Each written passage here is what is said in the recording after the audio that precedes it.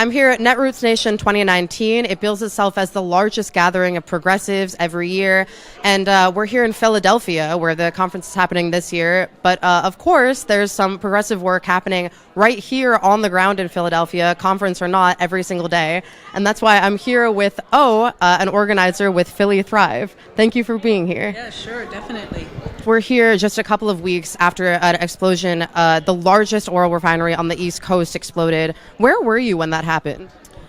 I was actually in Center City when it happened. However, a lot of our friends were in their bed, and this explosion happened. And with the explosion, it literally rocked the very foundation of many of the community members.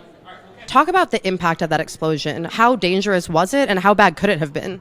Actually, it literally could have killed millions of people, literally.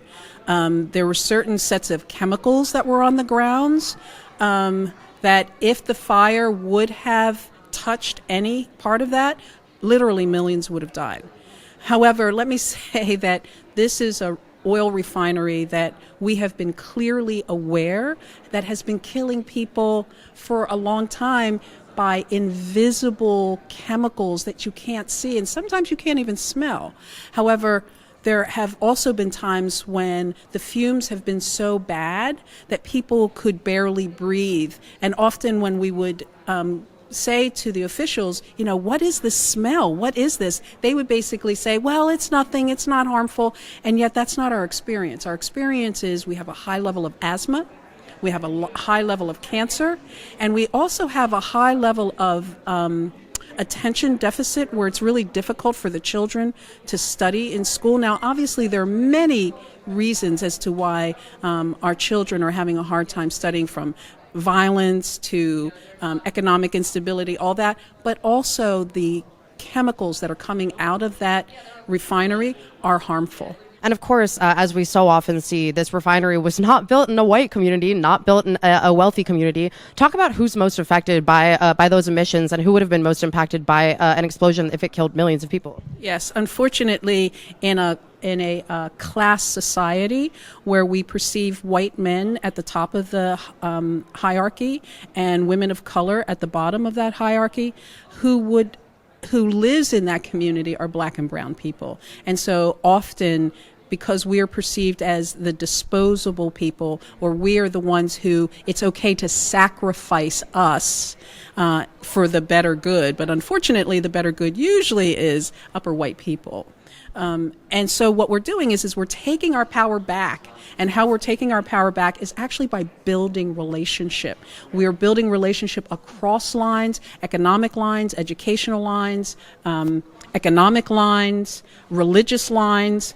We are literally crossing lines so that we can stand in solidarity with each other for our right to breathe. One of the things that often I say is the very first thing you do as soon as you come out of your mama's womb, as soon as you come out of her womb, the first thing you do is breathe.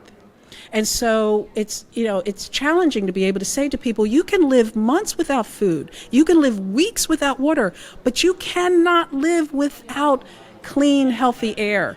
And so we are definitely standing for black and brown people, definitely standing, but actually we're standing for the trees, we're standing for the water, we're standing for the air, because the air affects everything from the inside out. And that refinery was 150 years old. I believe the oldest oil well in America was actually in Pennsylvania. Talk about the long and deeply entrenched history of the fossil fuel industry in Pennsylvania and what folks like y'all at Philly Thrive are doing to fight that. Mm-hmm. It's always about money. It's always about money. And so the challenge is that, these are good paying jobs. Men, women who work in the industry are able to get health benefits, right? Whatever that means in that kind of industry. Health benefits, vacation, really well-paying jobs. And so it's challenging to shift that culture, because in a win-lose paradigm, somebody's always going to lose.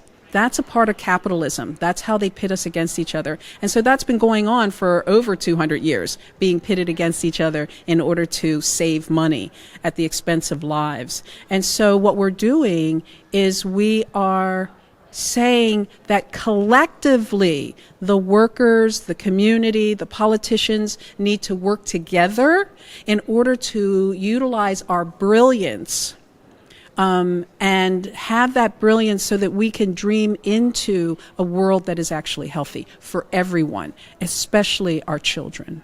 Obviously, fossil fuel lobbyists are strong in this state. We're in Pennsylvania, which is a blue dot we're in Philadelphia, which is a blue dot in Pennsylvania. Although obviously, members of both parties are subject to that, taking fossil fuel money and prioritizing those interests over their constituents.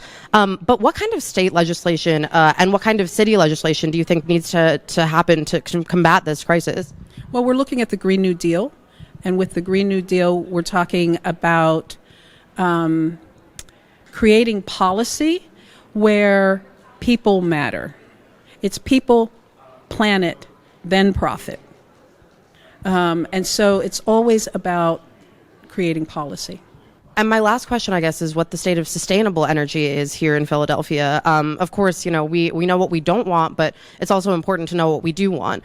So talk a little bit about what the renewable energy scene is like here in Philly. We have a very strong conversation happening at this point in time around solar energy, and creating a lot of movement in educating the community, going into the schools, working with STEM, saying that this is a viable time, a pivotal point of power for us to shift from fossil fuels, which is fracking and drilling and creating all manner of unnecessary stress on the planet, to really working with solar and wind, water, renewables. And so there is a movement right now, an organization called Equate, Earthquaker Action, 350.org. I mean, there are many organizations who are coming together to rally around and say, obviously, we cannot do this by ourselves. We have to work together as a collective.